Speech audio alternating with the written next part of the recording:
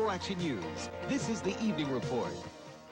This is the way most newscasts at 24 Action News begin. But the newscast is a result of a lot of people working very hard all day long. Let's back up and spend some time covering a news story. It's early in the morning. Action News Capital reporter Jeff Wool and assignments editor Jim McNabb talk about what assignments need to be covered. As of right now, there's nothing solid now. Well, I've got this, and we probably ought to go ahead and take a look at it. The state Supreme Court is hearing oral arguments on the no pass, no play rule. Actually started 9 o'clock, so it's already underway. Okay. So we better jump right on it. Okay, who we have to shoot? You can take Danny Rojas with you. Okay, real good. We'll get on to it then. Thanks. Jeff and cameraman Danny Rojas head for their assignment at the state Supreme Court building. This is just like what all of the other reporters and photographers at 24 do every day when they go out and cover a news story. At the state Supreme Court building, there are lots of other reporters and camera people who work for other television stations. Jeff gets the information he needs for his story. Danny uses his camera and video tape recorder to get the story on tape. Back at the newsroom, Jeff tells Jim what the story is all about.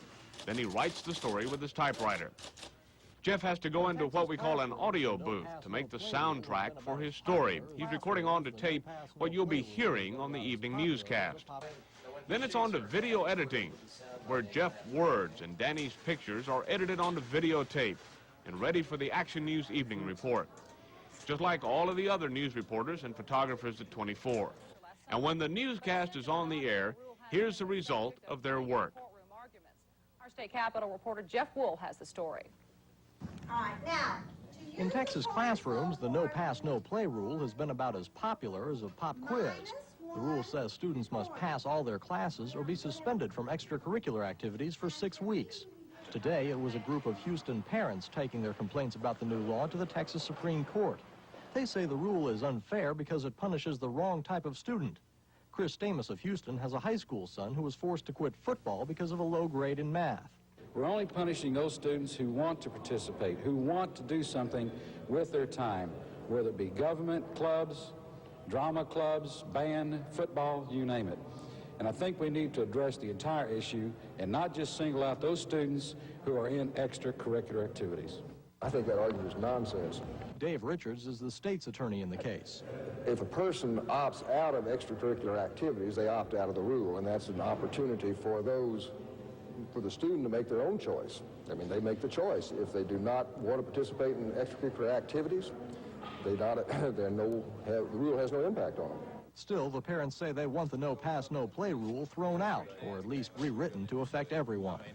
The Supreme Court should have a decision on this case within about a month, but that will by no means bring an end to the no pass, no play controversy. Stamos and other parents say that because Texas is the only state with a no pass, no play rule, the U.S. Supreme Court may be interested in hearing their case if they can't get any satisfaction here. Jeff Wool, 24 Action News. Cold front begins to try and move through. I hope that was clear. One of the favorite people on Austin television today is our weatherman, Tim Ross. You see him give the weather and the forecast on Action News every evening. We've asked Tim to take you on a tour of the 24 Weather Center. Tim? And with that, we'll have some warmer. Hello, I'm Tim Ross in the 24 Weather Center from 24 Television. They call me a weatherman sometimes. Sometimes they call me a meteorologist. And I got to tell you, sometimes when the weather doesn't do what they want it to do, they call me a few other things. But generally speaking, I'm a meteorologist. I'm kind of in charge of our 24 Weather Center. Basically, it's a small room filled with lots of fancy equipment so we can figure out what the weather's going to do. What I thought I'd do today, just kind of take you down the row and show you all the neat machines we have in here. Sometimes I call them gee-whiz-mo gizmos. I'm going to show you all these gee-whiz-mo gizmos and kind of try to explain in an easy way what they do for me and in turn what that helps you see on television. The first machine we have right here in front of me, this is right behind a lot of maps we have on the wall, and these maps, I got to start with the maps, I guess. The maps have things like the old Round Rock shown and Leander, so if I go out to a school or whatever and just want to know my way around town, I can look on the maps. Or sometimes we hear people call in, like say they call in from Leander and say, there's a storm up here, Mr. Tim, please look at your radar. I can look on the map and I can see where the storm is and I can see how close that is to you, so I can get get on TV and tell you either got to be careful or that the storm's a long ways away and you don't have to worry. But generally speaking, weathermen have a lot of different maps that they look at. Now, the first machine is called the Nave Fax Machine. Now, that's just a little word that stands for National Facsimile. That's nothing you have to know. Essentially, what this machine does is gives me all kinds of different maps of what the atmosphere is doing, maps of what's going to happen tomorrow that the computers figure out. Generally speaking, the computers are making these maps for me, and I use these maps to try and figure out what's going on, and then I can get on TV and tell you what I think the weather is going to do. One of my favorite machines is right behind me here. This is known as a satellite receiver, and this machine gives me pictures from space.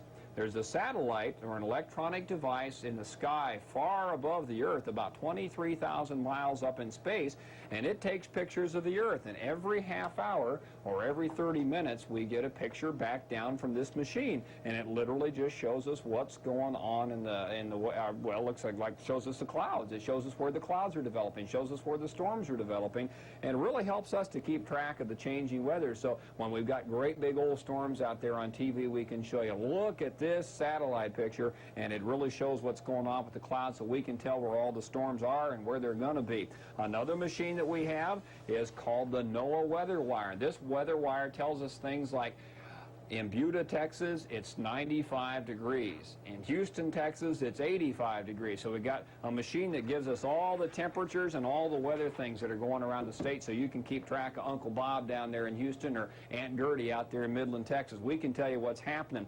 The favorite machine in the whole room is a computer, and it draws little pictures on the Air Force. I'm going to show you just a few pictures here if you'll bear with me. First I'll have what's called a great big menu. I just look at this computer and I try to figure out, what do I want to talk about? First thing I got to do is tell it to give me a map. It figures out which map I just asked for, and wallakazam, there it is. Now, after I get the map up that I want, I've got to tell the computer what I want to do with that map. In this sense, what I think I'll do is color a portion of the map. Say there were temperatures that were real warm in parts of the country last night. First of all, you can see this, I just pick out a color. Let's pick out a nice little red here. And then I tell the computer, okay, it was warm in the state of Wyoming. So I fill in Wyoming with a whole bunch of red. In Utah, it was warm. In Colorado, it was warm. I can go over to the eastern United States and say in Ohio it was warm. In Wisconsin it was warm. Those are all the warm states. Now, if I wanted to say, oh, it was cold last night in parts of the country, I'll pick out a nice blue color, because that's kind of a cold color, and I can say, it was so cold in Texas last night, I froze my nose and I froze my toes. And we just paint Texas all blue so you can tell that it was cold down there. It was cold in Georgia, and cold in North Carolina, and cold in South Carolina. So we can do all kinds of neat things with the map. Let me show you another little thing we can do.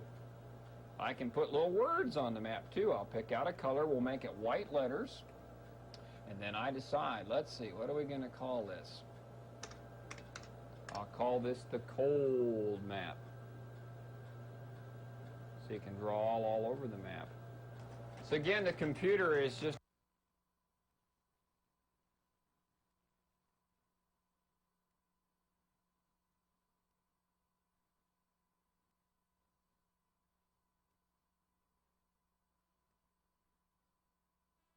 How is he able to remember everything he reads?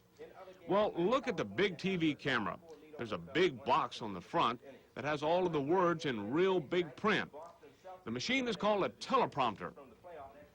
A few feet away from Hugh, all of his scripts are moving slowly through the teleprompter machine. A small TV camera takes a picture of the words on the script. They appear in front of Hugh while he's reading. That way he can talk to you and tell you about sports and keep looking at the camera. You don't see the words at home on your screen because the teleprompter uses mirrors. Only the people standing or sitting in front of the television camera can see the words. Birdie, one deck external. Keep a close watch on Hoover tonight. Out one. Two wanted Vietnamese men are still. So now when you go home and watch a television newscast, you know that there's a lot more going on than you can see on your television at home.